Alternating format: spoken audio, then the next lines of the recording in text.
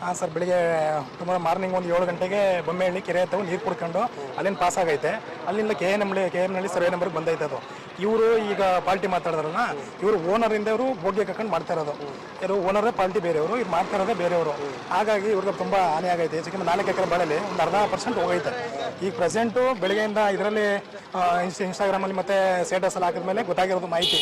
ಈಗೇನಾಗೈತೆ ಅಂತಂದರೆ, ರೈತರು ಕೆಲಸ ಮಾಡ್ತಿದ್ರು, ಬೆಳೆಗಳು ಬಂದೈತೆ, ಕೆಲಸ ಮಾಡೋಕೆ ಆಗ್ತಾ ಇಲ್ಲ. ಯಾಕೆಂದ್ರೆ ಭಯ, ಯಾವ ಟೈಮಲ್ಲಿ ಬರುತ್ತೆ ಹಾನಿ ಮಾಡುತ್ತೆ ಅಂತ ಗೊತ್ತಿಲ್ಲ.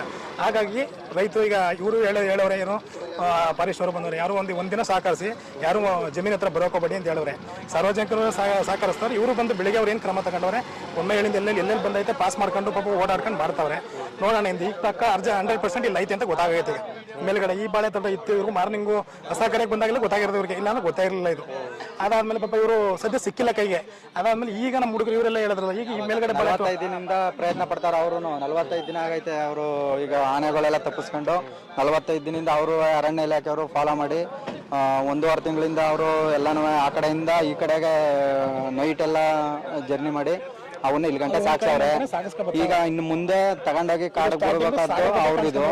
ಆದ್ರೂ ಅರಣ್ಯ ಇಲಾಖೆಯವರು ಎಲ್ಲ ನೀಟಾಗಿ ಸಿಬ್ಬಂದಿ ಎಲ್ಲ ಬಂದು ಕವರ್ ಮಾಡ್ತಾ ಇದ್ದಾರೆ. ಆದರೆ ಜನಗಳು ಸ್ಪೀಕರ್ ಎಲ್ಲ ಅವ್ರಿಗೆ ಸಪೋರ್ಟ್ ಮಾಡಬೇಕು.